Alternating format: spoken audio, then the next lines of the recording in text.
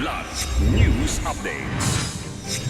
Mga balita ngayon, 6 na loose firearms isinuko sa Sultan Kudarat. Suspect sa pananaksak sa mag-ina sa Davao City patay matapos manlaban. Bulkang Taal nakapagtala ng 2 minor phreatic eruption kaninang madaling araw ayon sa PHIVOLCS. Ako po si Cesar Soriano para ihatid ang mga nangungunang balita sa buong kapuluan. Ngayon, 6 na loose firearms ang na-turnover sa 2nd Mechanized Infantry Battalion sa ginanap nilang balik-baril program, katuwang ang local government unit ng Pandag, Maguindanao del Sur sa battalion headquarters sa Sultan Kudarat, Kamakalawa.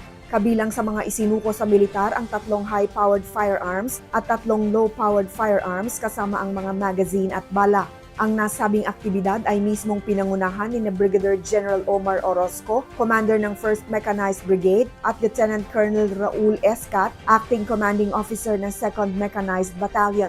Nakibahagi rin si Pandag Mayor Moharen Balayman kasama ang iba't ibang barangay chairman.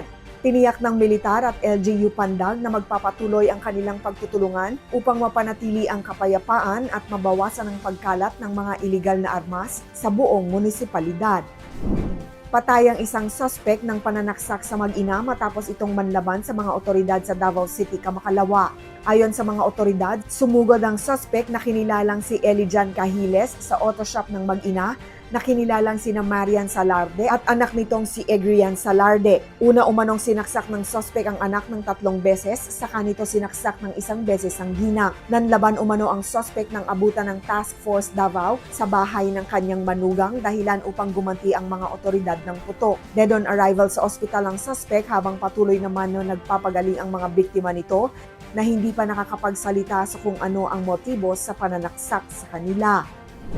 Nakapagtala ng minor phreatic o phreatomagmatic eruption ang Bulkang Taal sa main crater nito kaninang madaling araw ayon sa PHIVOLCS. Sa kanilang datos, nangyari ang maikling pagsabog bandang 12:58 AM at 1:04 AM na parehong tumagal ng 2 minuto base sa kanilang seismic at camera records. Nakapag-generate ito ng kulay abong plumes na umabot ng hanggang 1,200 meters ang taas mula sa crater nito bago napadpad sa timog kanluran na direksyon. Nakataas pa rin sa alert level 1 ng bulkan habang patuloy ang paalala ng PHIVOLCS sa publiko na bawal rin ang pagpasok sa permanent danger zone, gayon din ang pagpapalipad ng mga sasakyang panghimpapawid malapit sa bulkan.